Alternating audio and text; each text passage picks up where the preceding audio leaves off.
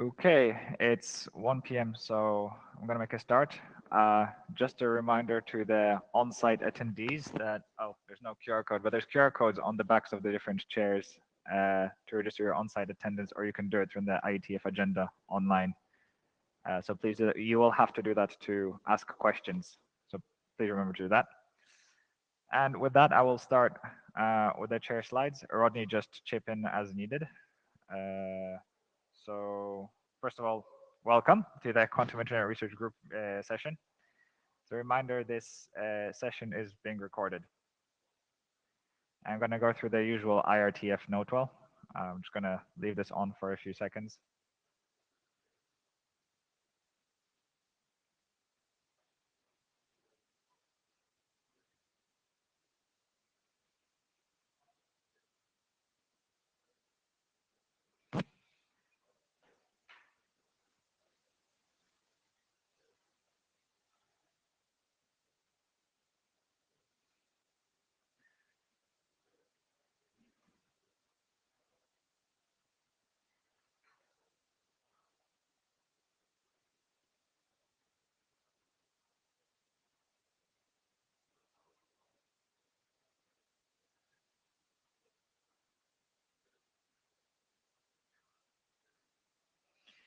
And as a usual reminder, the IRTF conducts research, not a standards development organization. So as a reminder, we don't do standards work in the QRG. Special reminder tips for this meeting. So again, another reminder that the session has been recorded. So as I've already mentioned, for in-person participants, please register through the on-site tool or the QR codes on the back of some of the chairs. And for remote participants, please make sure your audio and video are off unless you're presenting. And with that, let's begin with the chair slides. It seems most things are working, so hopefully this will be actually pretty quick. And hopefully everybody can hear me and I don't drift away too far away from the microphone. Wojtek, probably just worth pointing out that we actually have an assigned note taker, just for the record, since we're starting the session. Oh yes, we have Bruno Reisman who volunteered to take notes for the session. Thanks, Bruno. Thanks, Bruno. Yes, so the agenda for today is we start with some administrative stuff and the RG status, and well, hopefully no more hybrid meeting issues. Then Kaushik will present the draft on, it's called use cases, but I think it changed to application scenarios. Then we'll have a presentation from Bart about the Quantum Network Explorer and about programming applications for the quantum internet. This is a research presentation, not a draft presentation. And we'll have some space for a discussion. I put on a point on the discussion point is if there was an online platform like IBM Quantum Experience, but for a quantum network, what would you like to see in one? But otherwise, it's an open floor. We only have an hour, but we don't have a very packed agenda, so we don't need to rush, hopefully. So in terms of status, the principles draft, which we've been working on for the past 2 years, it has been reviewed. Thanks, Marie-Jose Montpetit. The comments have been addressed on the mailing list, and it's now back for another read for review. It's not going to be presented at this meeting, as there's nothing new really, other than it's been reviewed. But the other active draft is going to be presented today by Kaushik after I'm done. In terms of other status, we had another seminar in February by Mark Kaplan from VeriCloud. It's available on YouTube if you've missed it. The next one still hasn't been announced, and it's TBD who it will be. And as an interesting other update is the QRG was mentioned in a publication about what work is on standardization. So I'll make a note. It was mentioned in the document that QRG does not work on standardization. It was sort of just related work section. But if you're interested in the article, please head over to arXiv and have a look at what standardization efforts are in quantum networks going on in Europe. And with that said, that's me done for the chair slides. Rodney, do you have anything to add? Nope, just that I'm sorry I'm not there in person with you all in Vienna. Just travel restrictions are just now getting lifted. But thanks to Wojtek for being there in person, and I'm here with you. Thanks. Colin, would you like to say something? Yeah, can you hear me? Yes. Yes. Okay, good. I just wanted to check on the principles draft. Is the belief of the authors and the chairs that this addresses all the comments? Sorry, can you repeat the question? For the Quantum Internet Principles draft, is the belief of the authors and the chairs that this addresses all of Marie-José's comments?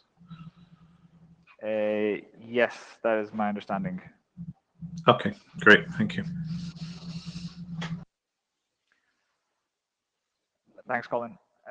Okay, so in that case, first on the agenda is Kaushik. Would you like to? No, we have the Dex pre-shared. Can you click the share pre-shared preloaded slides instead? On their screen. Just next to your share screen, there should be a share preloaded slides, and the one labeled as use cases should be the one you should be sharing.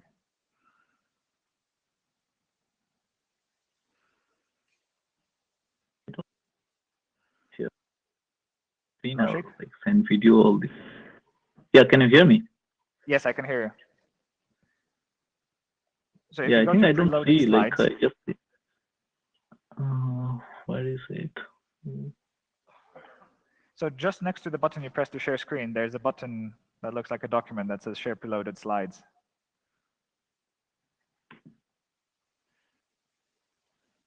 It's this one. Yeah. Okay.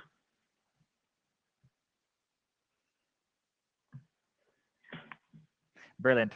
The floor is yours, Kaushik. Cool.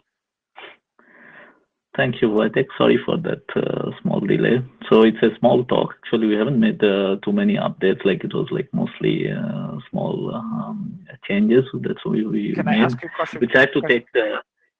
Yeah. Kaushik, can I ask you to speak very clearly and slowly because it's a big room and we might lose out a bit on understanding you. So, thanks. Okay. Okay. So now is it clear? This one. Okay, so sorry everyone for the small delay. So actually this will not be a very long talk, like it will be like we have made a very small changes.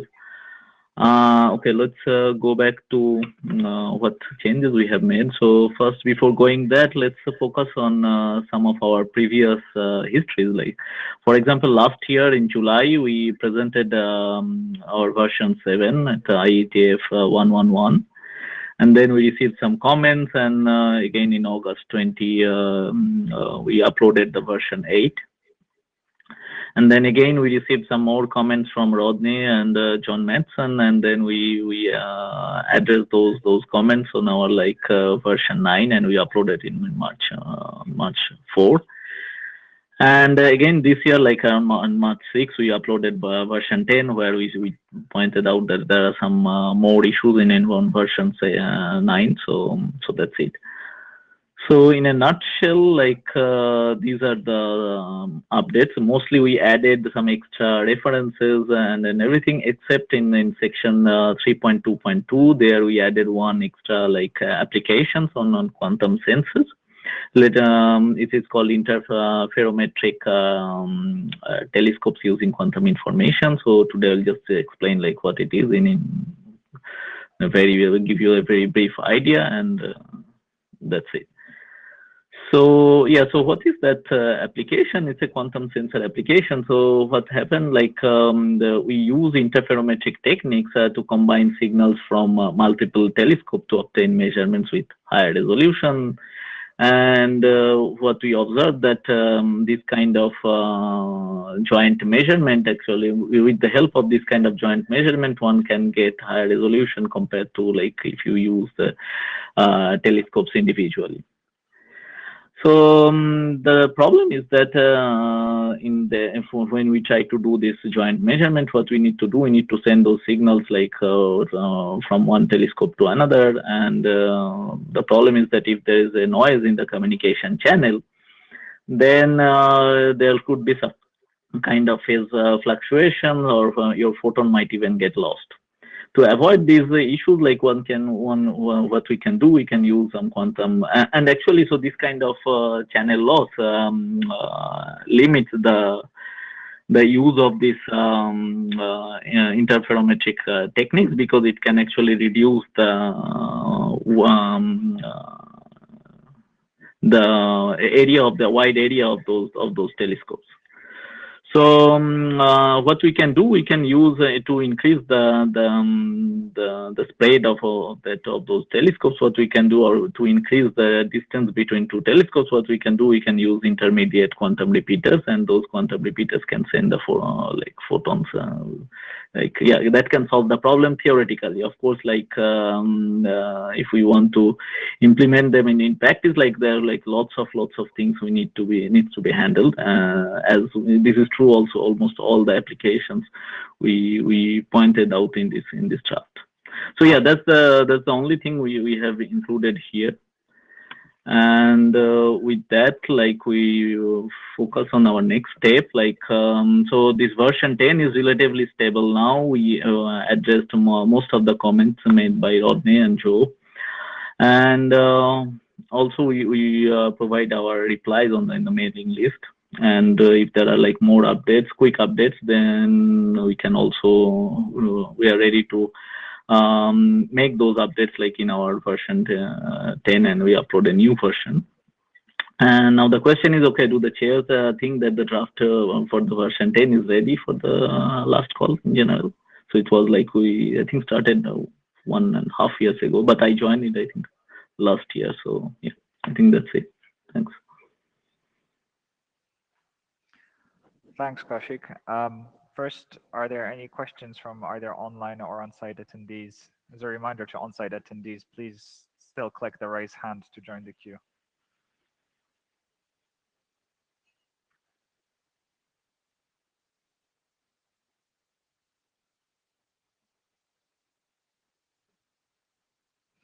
Yes, Rodney? So speaking, I guess, as an individual reviewer rather than as a co-chair here, let's see. Kaushik, so can you go back? Let's see, what was the date of version 10 here? Version 10 is March 6th. Let's see. And so my round of comments on this was the 13th, right? The latest round. You mean March 13th, right? Yeah, March 13th, which Changgang replied to on the 19th, right? Let's see. So he agreed in that email to make some changes to it, but it sounds like we don't yet have complete convergence on a couple of the things I raised in the email. But so your plan is to produce a version 11 sometime soon? Yeah, so that's the thing. I think okay, so I see that it was on March 13, yeah. So I think we will update after the meeting, we will address all the other comments and then upload another one.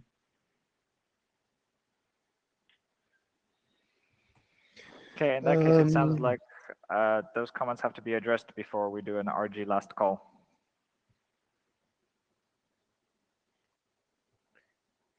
Yeah, I think we're getting close. I'm not sure we're quite there, even after these are addressed, because it sounds like there's not yet full agreement on a couple of the issues on it. So I'll try to reply on the mailing list to Changgang's questions here, and maybe we can reach some convergence on the mailing list.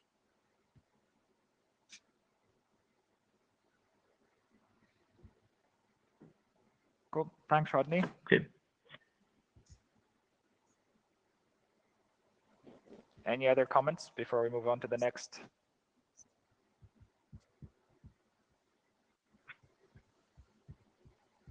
Actually, so one more comment or question.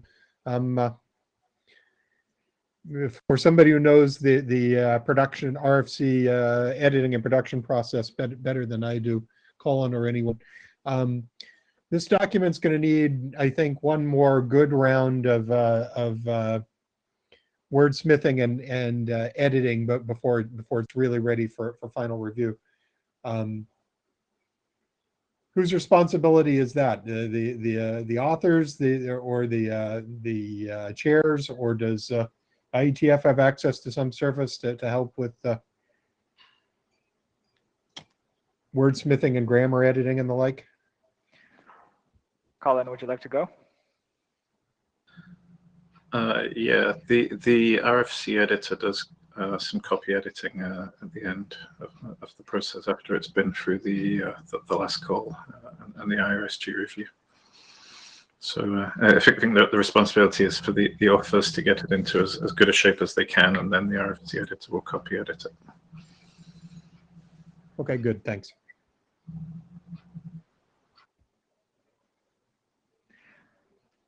Okay, thanks, Kaushik. Doesn't seem like there's anything else. Bart, would you like to present and share preloaded slides? Yeah, let's see if I can manage to do that.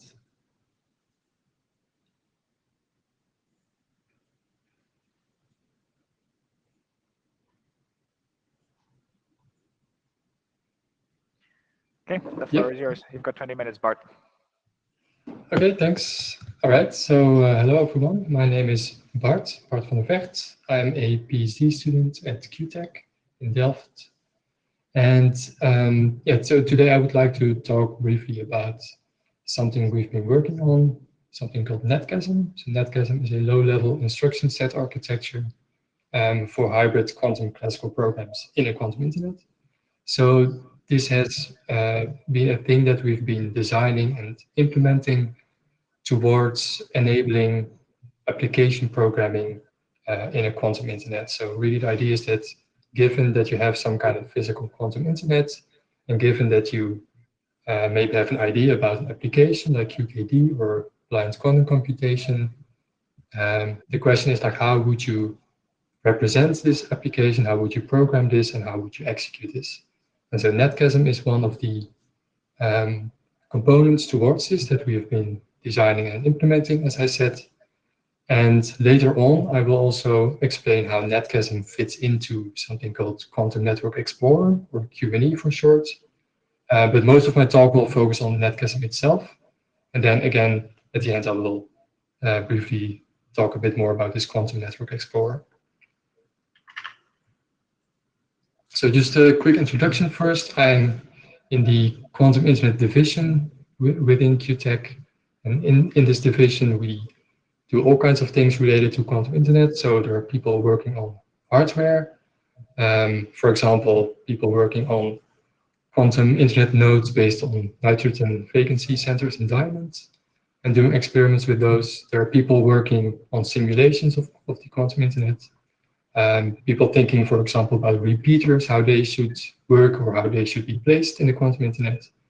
And then there are people that work on software for controlling and programming such a quantum internet. And so in this last group, this is what I've been involved in.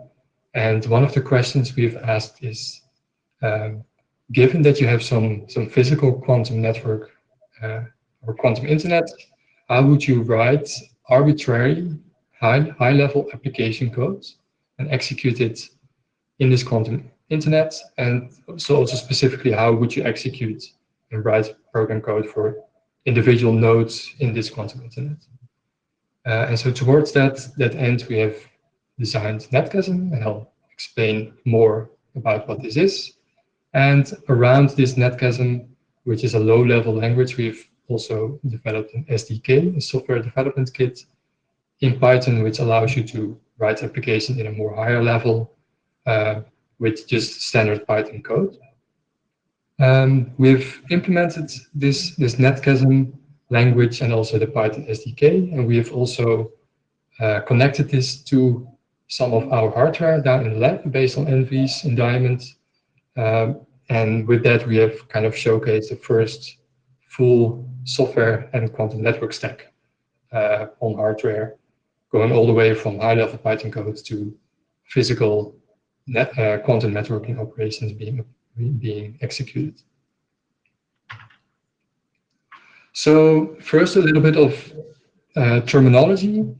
So the quantum internet, as I'm treating it here, it consists of nodes, and specifically it consists of programmable nodes. So there might be some other nodes in between these nodes, like repeaters, that maybe do not have much control or expressivity, but here we are mainly focused on programmable nodes. So these are these blue circles on the right, and these nodes have some kind of classical processing unit and a quantum processing unit.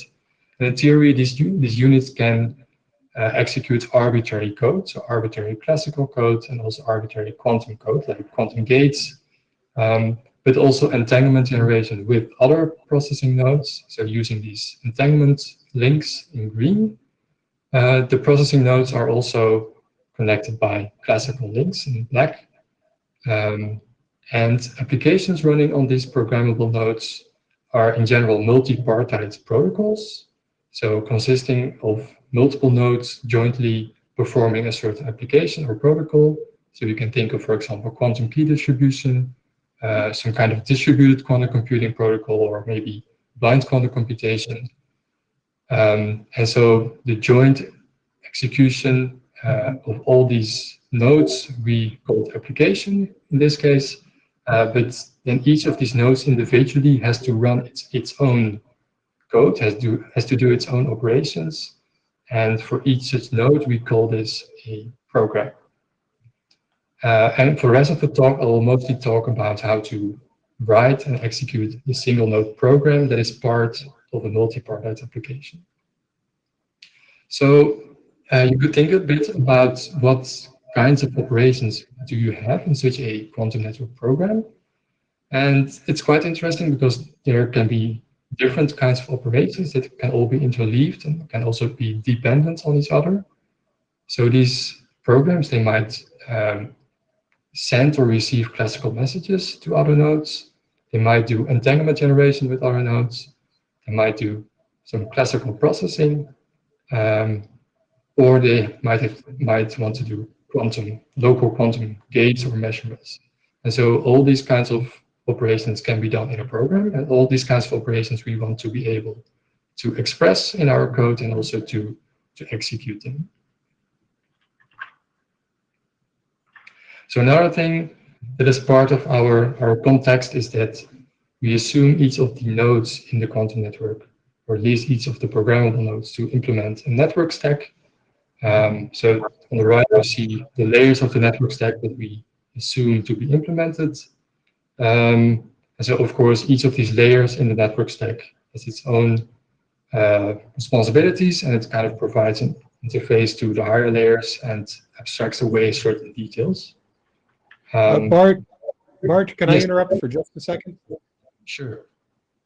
Your video isn't on at the moment. I don't know if that was what you intended or not, because I know you had yours on earlier. Oh, right. Yeah. Yeah, let me just... If you want to have it on for your presentation, and I find it helpful, but... Yep. Okay, good. Thanks. It should be on now. Yeah, thanks for mentioning. Yeah, so this quantum network stack, if you want to read more about this, here are some references. For example, our very own Wojtek has written something about the network layer, for example, among other things. The link layer protocol has been this paper, but so this talk, again, will be about netcaching, is about the highest layer in this network stack picture, namely the application layer. Okay, so first, a bit about the execution model on a node in the quantum internet. The way we see it, we use some kind of model that you could call a co-processor model. So within our node, we logically have this separation between an application layer and a component called the quantum processing unit. And so the application layer is responsible for classical processing and also for sending and receiving messages to and from other nodes. And the quantum processing unit is the unit that can do quantum operations, so it is responsible for doing local quantum gates, measurements, but also entanglement generation with other nodes. And these two components, they communicate with each other through netcasm. And one way to think about these two logically separated components is to think of the application layer as like the main CPU starting this program, and the coprocessor or the quantum processing unit as some kind of coprocessor to which the CPU dedicates certain parts of the program, namely the quantum parts. And this delegation is done by the application layer sending a block of code. And this block of code we call a netcasm routine. And this routine consists of instructions in the netcasm language. And in the next slide, I will give you an example of how this looks like. But the idea is that during execution of a program, the CPU or the application layer is the one that starts the program, and then it will send routines consisting of netcasm code to this quantum processing unit. The quantum processing unit interprets the instructions, these netcasm instructions, and acts on them. And it will, at the end of a routine, send back results of this routine. It will send it back to the application layer. Maybe the application layer does some classical computation or communication. So on the bottom right, by the way, you see this example like timeline from left to right. And then the application layer can send more netcasm routines, maybe based on some classical communication than it did earlier. One interesting thing I want to note is like a difference between this model and model used in quantum computing, so without a networking dimension. So in quantum computing, there is a similar thing going on where often what we call here the application layer would send blocks of quantum code to the quantum processing unit. But then at the end of such a block, all the qubits would just be measured out and they won't stay.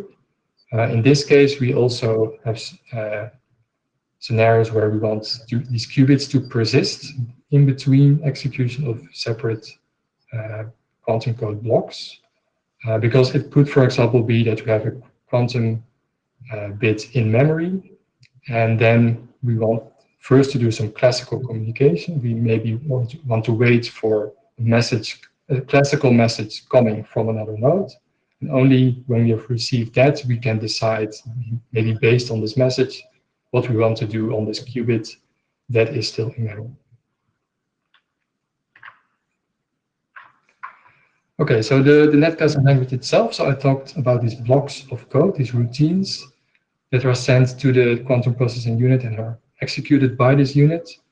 So the netcasm language is quite a low-level language. It's basically an assembly-like language. And if you know a little bit about quantum computing, maybe you might know this language called OpenQASM, which is quite similar. So netcasm is quite similar to OpenQASM, but there are some more differences that I won't go into much detail right now. But one of the differences is that the addition of instructions related to remote entanglement generation.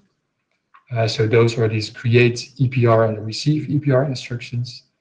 And these instructions, when they are executed by the quantum processing unit, they are actually kind of sent forward to the network stack that is housed in the node. So the network stack handles requests for remote entanglement generation. So if there is a create EPR instruction in the netcasm routine, this will be forwarded to the network stack as being a request, and then the network stack handles this request. It will maybe generate a certain number of pairs with another node. Meanwhile, the program code has this wait all instruction, and this wait all actually makes the program block, and it blocks until these qubits or whatever request was sent to the network stack. It will wait until this request has been completed. So for example, it will wait until remote entanglement generation has been generated. And when that has been done, this wait all instruction unblocks and it continues executing these next instructions. So netgasm is quite low level, as you saw. So netgasm only handles like the quantum operations, so the quantum gates and also the remote entanglement generation. So what we built around netgasm is this Python SDK, Python Software Development Kit.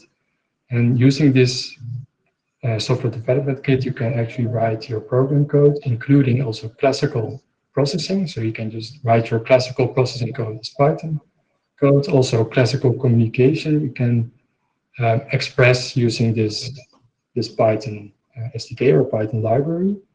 And then all the quantum operations, you also don't have to write it directly in netgasm. You can also write them in just arbitrary or like in high-level Python code. And then these quantum-related statements in Python code are automatically compiled down to netgasm routines and sent to the quantum processing unit. So in this way, you can just write your whole program just in Python code. The relevant parts are compiled to netgasm, and also the communication between application layer and the quantum processing unit is handled kind of under the hood. So you can already use this SDK right now. You can download it as a Python package. You can see the source code and get it. On the final slide, I have some links. You can also already run programs written this way on a simulator. We actually have two simulators that we support. One is called SquidAsm. This is based on NetSquid. NetSquid is a quantum network simulator also developed within QTech. It allows, among other things, for the simulation of noise, which is quite nice.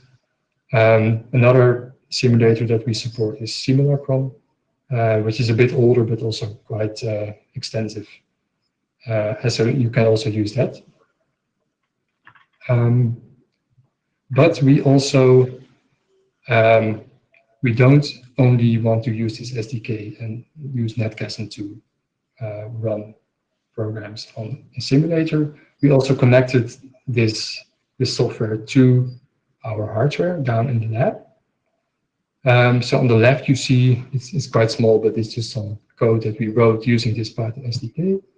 And on the right you see a picture from a paper we wrote about an experimental demonstration of using our hardware consisting of two nodes. And we kind of controlled these two hardware nodes using various layers in software, and then these highest layers of the software actually used or actually consisted of this Python SDK and netgasm. So in this way, we show that you can really use this high-level representation of programs and connect it and actually run it with actual hardware. So then I want to mention the Quantum Network Explorer, or QNE abbreviated. So Quantum Network Explorer is a platform that we've launched at the end of last year from QTech. So you see the link there, quantum-network.com. On this website, there is some more general information about quantum networks, what can you do with them. But there's also this thing called an editor. In this editor, you can actually run and simulate some pre-programmed quantum network applications.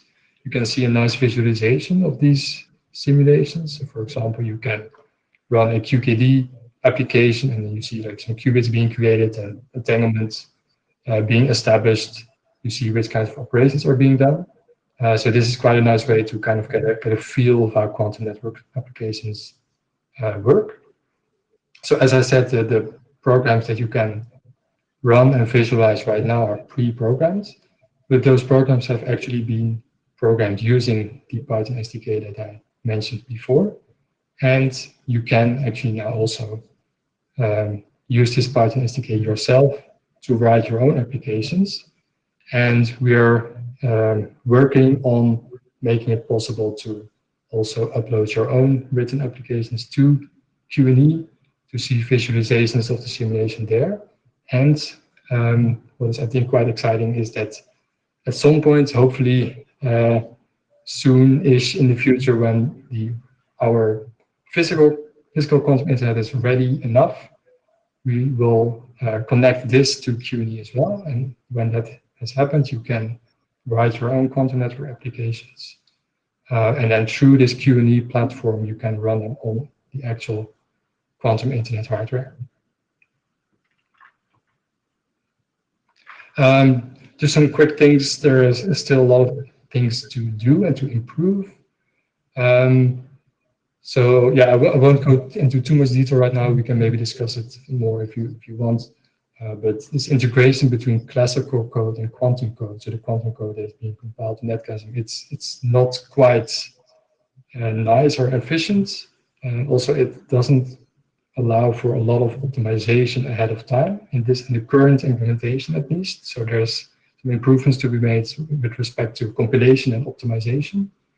And of course, so this thing that I mentioned, that we still want to connect Q&E to actual hardware. So again, this is not possible yet, but hopefully, well, soon. But no guarantees. So as a conclusion, sorry. So Netgasm is a language and an interface to control nodes, also to express programs for nodes in a quantum network. You can use it to program and run arbitrary applications. You can use a Python SDK to simplify writing code. It's in a more high level. And this SDK is part of this Q&E Quantum Network Explorer platform. You can run programs on various simulators, and in our own lab, we showed that we can also use it to run it on real hardware. And then below you see some links to the Python SDK, so from Netgasm and Q&E, and the link to Q&E itself, and finally just a preprint link of the Netgasm paper. I just want to quickly give thanks to my colleagues who also worked on designing and implementing Netgasm, and also just thanks. Want to say thank you to you for having me and showing this work. And thanks for your attention.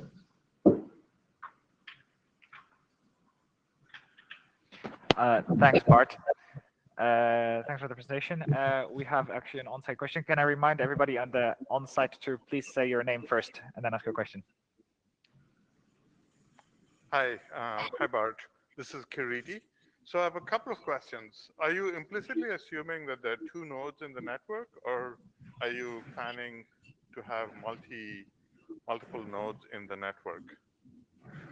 So when you say create ASM pair, is it between me and the other guy, or can you say between me and node X?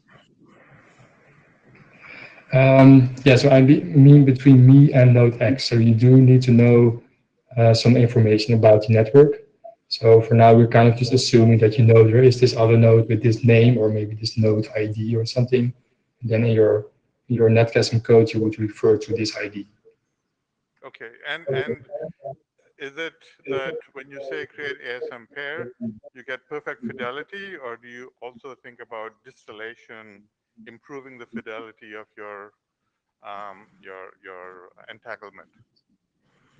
So you would, in your program code, you would specify a certain minimum fidelity that you would like to have of this EPR pair. But then it's up to the network stack actually to try and produce this pair with this fidelity. And if it does so by using maybe some kind of filtering or distillation, that is up to the network stack, but actually from the application layer, this should be not really visible. The application just wants to have this EPR pair with a certain fidelity, and how it gets created, yeah, it doesn't really care. Makes sense. Thank you. Yeah, you're welcome. Rodney, you're next in the queue. Thanks. Bart, we go back to, I think it's slide 6, page 6, thereabout. had the timeline on it. Yeah, like this. So the timeline there, left to right on the bottom, shows app layer and QPU. Am I right that this is the interaction between the controlling software and the actual quantum device at one node? Yes, correct.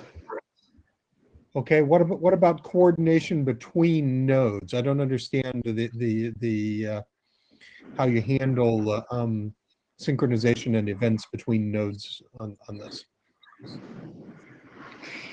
Yeah, so this is actually mostly, it should be handled manually, just in the classical code part of the programs. So if you write two separate programs for two different nodes, you have to make sure yourself that the like send is matched by receive on the other side, for example. So Okay, there's no, yeah, sorry, go ahead. yeah, there's no like a global entity that kind of handles synchronization of these two nodes. So it's kind of like running at one node will have its quantum connection, and then it'll to the actual QPU, and then it will have just an ordinary TCP socket or something that connects to the other application in your distributed computation. Yeah, indeed. Yeah. Okay, thanks. Thanks, Rodney. Shigeya, you're next.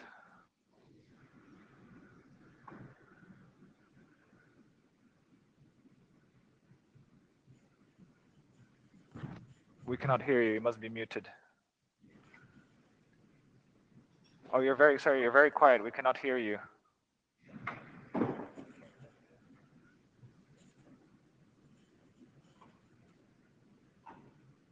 No, still cannot hear you.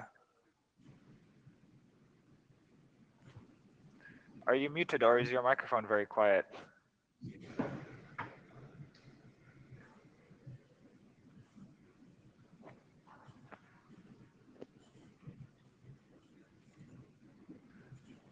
Can the remote people hear Shigeya? Sorry, because sorry, Shigeya, I cannot hear you on site. I cannot hear them. We cannot hear your question. No, can't hear him. Shigeya, while you're trying to resolve that, if your question's straightforward enough, can you just type it in the chat, and then we'll get Bart to answer it.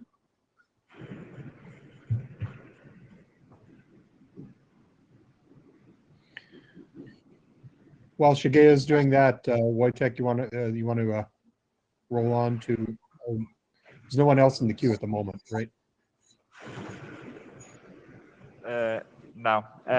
So in the meantime, does anybody else have any questions for Bart before, whilst we let Shigeya write his question / wrap up? All right, so there's Shigeya's question.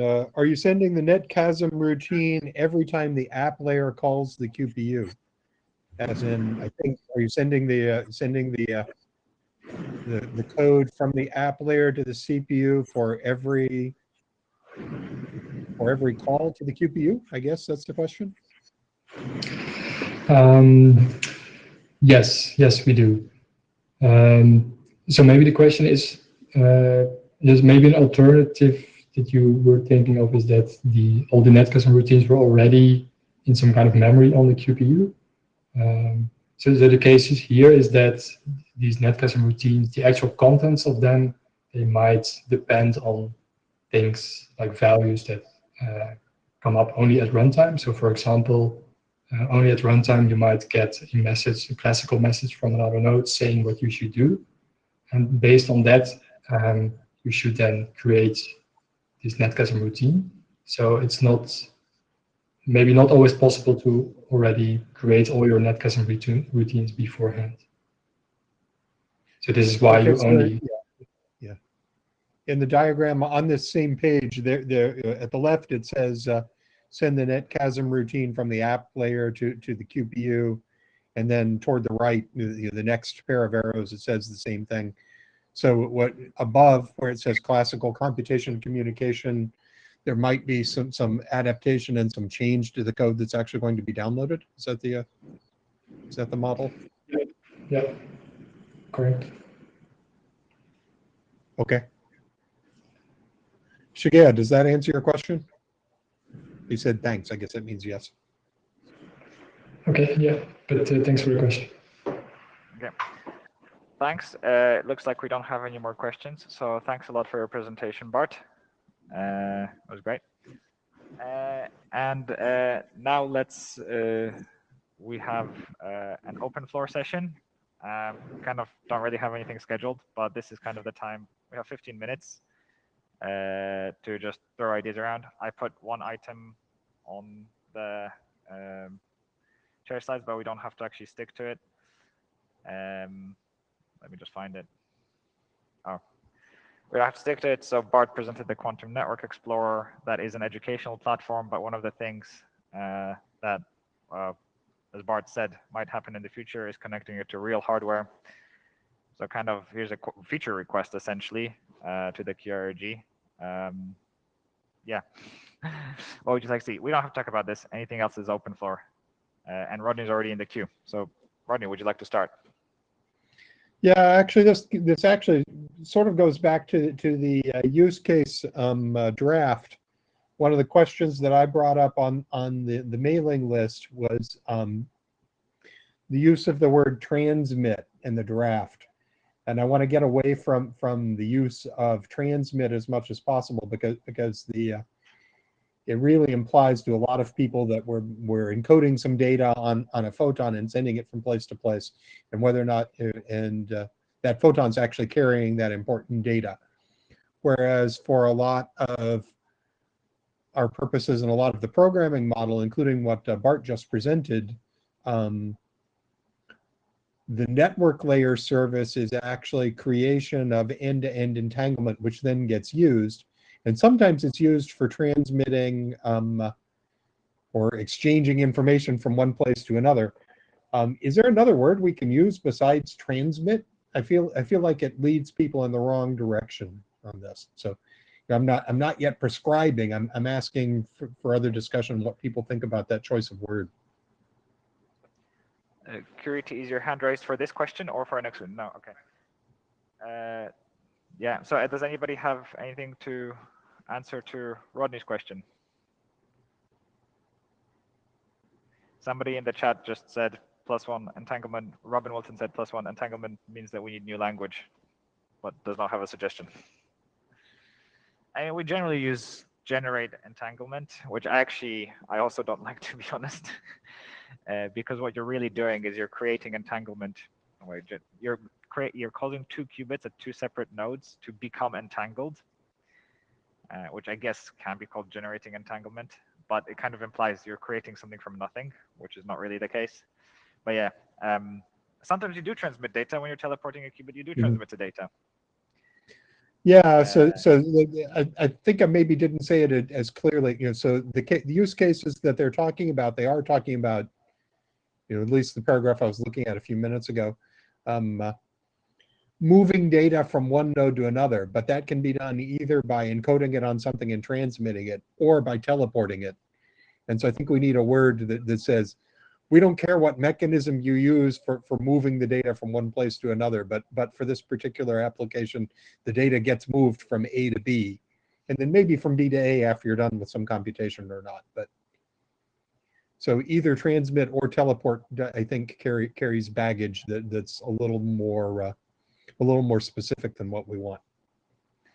Dave's suggestion in the chat there says state synchronization. But I'm not sure. State synchronization is one of the things you can do with entanglement, for example, but that's still not quite getting the move data from point A to point B via some mechanism that might or might not be transmit. Yeah. Okay. I suggest people threw a suggestion in the chat, and I'll let Curity It's because we only have 10 minutes, so I need to try to get through as much as we can. Kiriti, and a reminder, can you say your name when you ask your question? You've said it twice, but Kiriti here. It's an open question. Is there research going on distributed computing, distributed quantum computing, and things like if I need 100 qubits for a certain computation on a single node, but if I now can distribute it over 2 nodes or 5 nodes, how much do I need per node? So maybe I still need more than 100 qubits to do the computation, but on any given node, I only need 10. So I'm actually in a better place because I can't build a computer with 100 nodes. 100 qubits. That kind of research where the ability to actually entangle between nodes reduces the per node requirement of how many qubits you need. Does that make any sense? It makes perfect sense to me, and I do have an answer, but I want to see if somebody else wants to chip in before I do.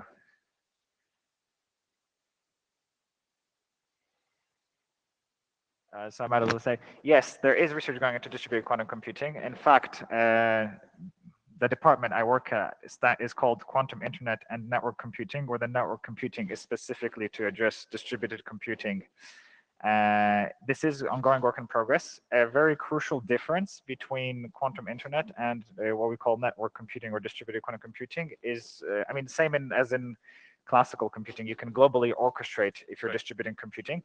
So at this stage, it's currently very different lines of research, and a big challenge in distributed quantum computing that I see and I hear from colleagues is that it's not immediately obvious how one can distribute a quantum computation over multiple nodes.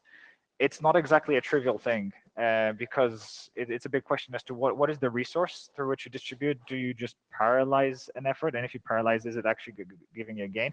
Or if you don't parallelize and you instead create entangled pairs between all of your 50 nodes, how do you actually use that at that point? So all those questions are highly non-trivial. And when I ask theorists about the status, they kind of don't have a coherent answer, at least none that I have heard of. So yes, it's ongoing work. If you Google, you'll find quite a few things going on.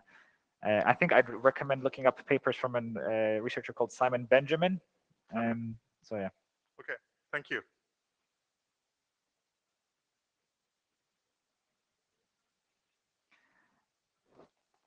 Diego, would you like to go up next? Was not sure if I was on time. Just a couple of comments. One is regarding what you were mentioning here about the distributed quantum computing and the internet computing. This is something that connects as well with some reflection I have looking at the use case documents. Because, well, and it's totally normal, but it's a situation in which we seem to be right now more analyzing cases for for quantum communications rather than for the internet. Quantum internet. For example, I don't know, whatever the case is interesting that the nodes are able to communicate, but then the internet is precisely about how these individual islands of communicating stuff can communicate it to one another using a uniform mechanism, whatever it is. I mean, right now in the internet, we have IP and we have the transfer protocols and that's it.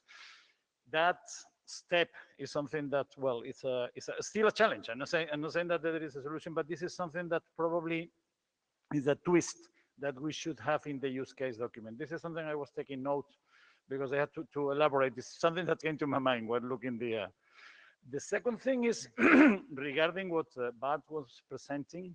In a certain moment, I saw the sort of the transport layer overstruck that. And precisely what this language is advocating is precisely for using a transport layer. Okay. What I mean is that the language, the QoS ASM, assume that you don't care about, you have an identifier that connects you to the other node, and you don't care whether you're using teleportation, transmission, or whatever characteristic, whatever. And this is, in my view, that's precisely what the transport layer provides. So it is not that the QSM eliminates the need for the transport layer is that precisely it requires the use of a transport layer to support the computational model. Yes. I actually do have a comment about that because it's my fault. It's crossed out in there. It's not so much that there is no need for a transport layer. It's more an indication that we don't have one. As in, it was okay. suggested, but we just have never got around okay, to thinking okay. about what to actually do in it. The reason it originally said qubit teleportation, but a lot of quantum network applications don't need to teleport data. They actually just use entangled pairs straight away as their resource. So, but no, there might be a need in the future. It's just not well defined.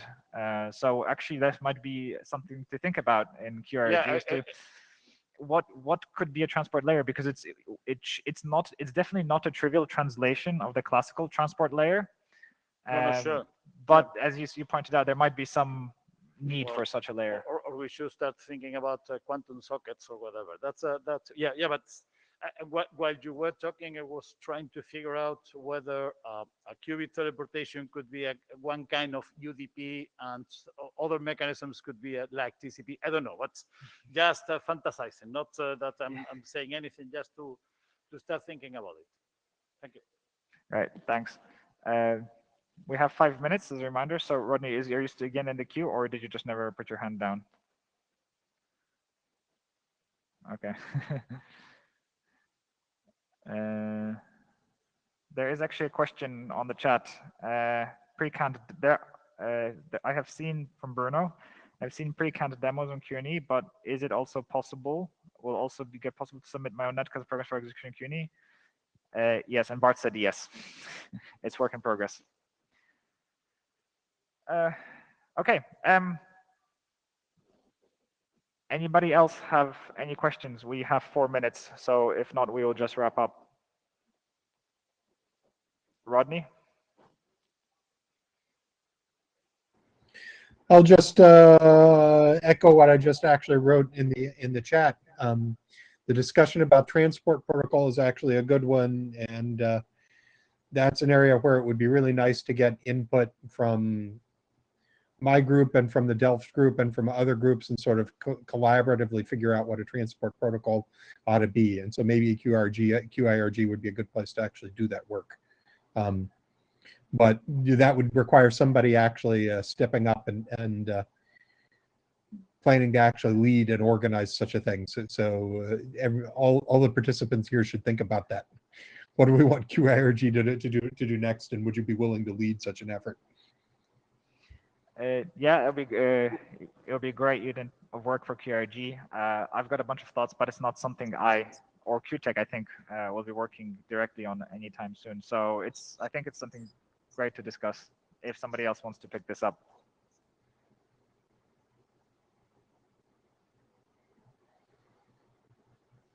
Okay, without any more questions, I will then close the session and thank all the attendees, both online and remote, and thank our speakers and people who ask questions. So thank you, everybody.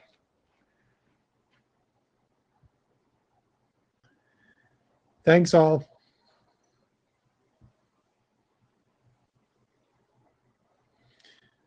Bruno, thanks for doing the notes. Oh yeah, thanks, Bruno.